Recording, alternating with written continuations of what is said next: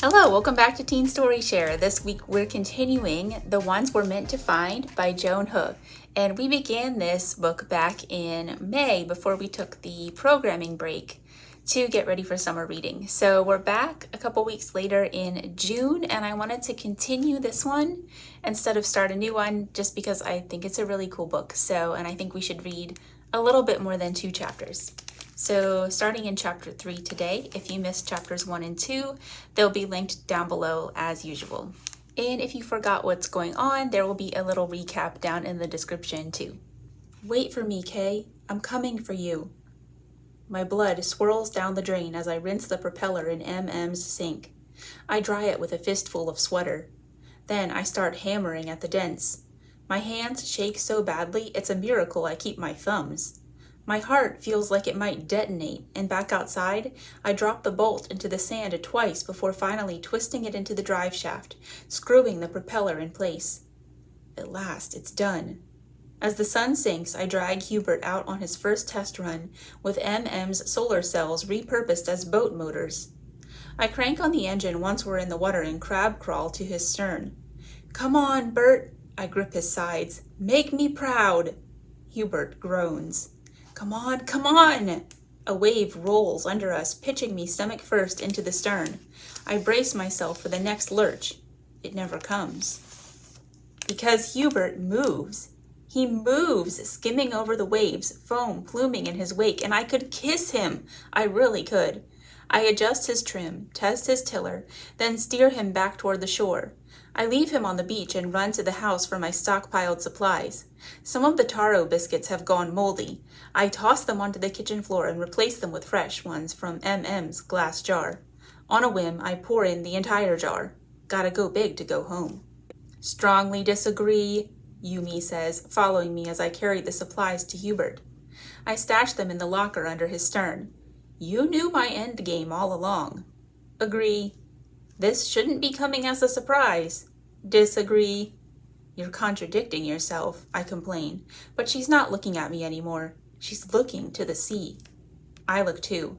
In my dreams, there are other islands out there, even floating cities. But in my dreams, I can also see in color and swim for days. Dreams are dreams. I know better than to rely on them. Truth is, I haven't a clue where Kay is. Jules, I don't know where I am. I used to row Hubert as far out as I dared, hoping to find land, or at least something to orient myself. But I never discovered anything, just kilometers of choppy sea. And now I'm reminded of how it felt out there, how quiet, on the best of days, how stormy on the worst. The muchness of things, solid water all around. The littleness of things, silence and sunlight to spectate if I drown. Shivering, I trudge back to the house. The sand-carpeted steps whisper beneath my feet as I climb onto the porch. The kitchen greets me from behind the door. The windows above the sink are open, facing the sea and inviting in its breeze. On windy days, one gust can travel through the half-door, separating the kitchen from the living room and into the modest hall, breathing life into every nook and cranny, teasing the tattered lace curtains into a dance, and animating the rocking chair in the bedroom. But even without the sea's spell, the place is alive. The furniture is minimal but mismatched, as if collected over time, and the floor plan, while straightforward, springs the occasional oddity, alcoves indenting the walls like sealed-off entryways to other worlds. The house must be an heirloom, cherished and passed down, and as I pull on a sweater from MM's closet, I'm almost tempted to stay. It's possible I'll go mad in isolation, or lose my vision entirely, or the taro plants will catch blight and die. But the future is too abstract. In the here and now, I'm safe. We take care of each other, MM's home and I. The bedroom door behind me sighs open. I don't turn because it can be no one else, and sure enough, Yumi rolls next to me, something in her arms. A purl-knit sweater embellished with iron-on pugs. My heart catches in my throat as I remember my first days here, waking up on the shore, naked as a newborn, drawing air into my deflated lungs. The water has never been warm, but that day it must have been freezing. My teeth chattered so hard that my vision flickered as I crawled toward the house on the sand-submerged rocks.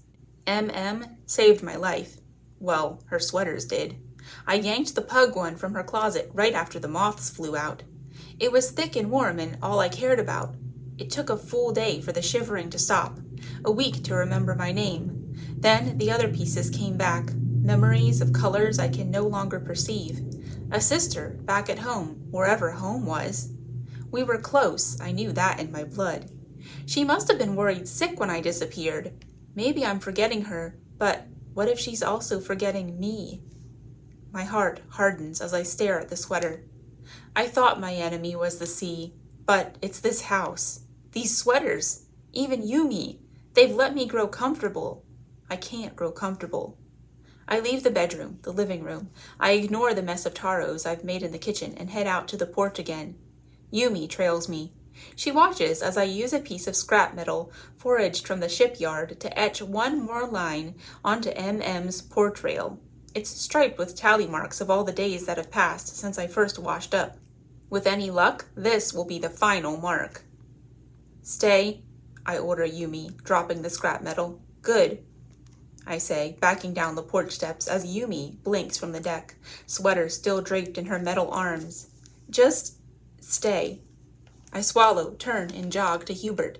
I push him into the water, clamber aboard, and switch on his motor. I don't look back. The sun sinks into the horizon as we zoom toward it. It's beautiful, I recall. Sunset, honey-hued and apple-skinned.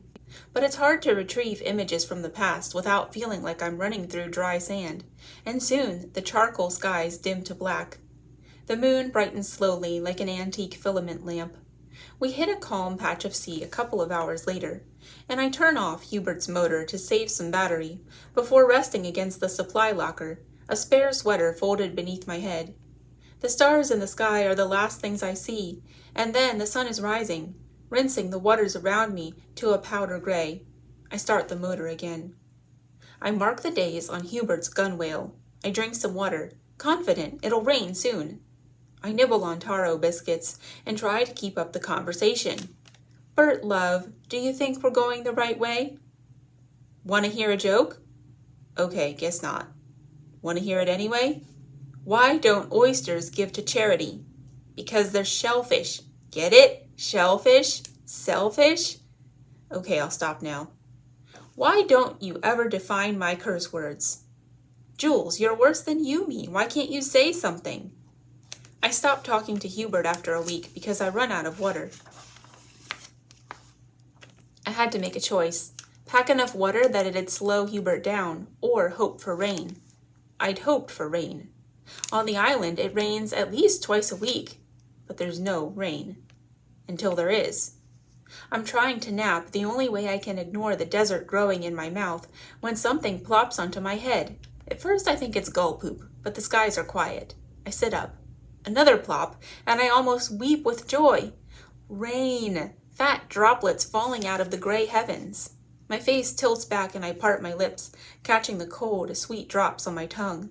Then I dive for Hubert's locker and wrestle out the empty water bin. Not so empty when the first wave crashes into us. For a stomach-dropping moment, we're shoved under.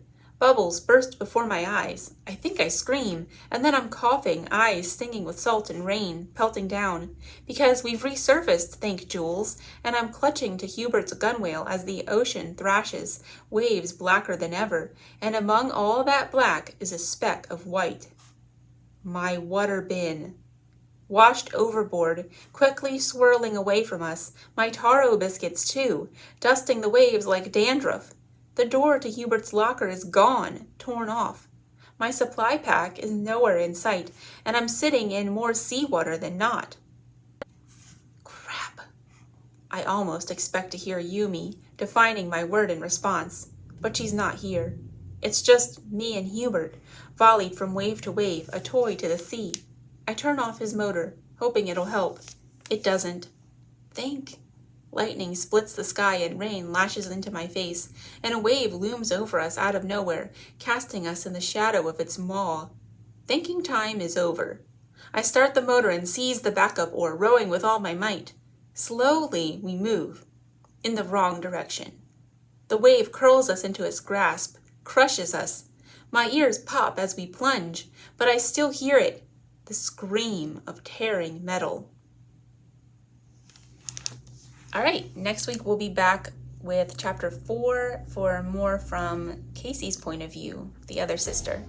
I hope you have a great weekend. Thanks for joining me, and see you again next time. Bye.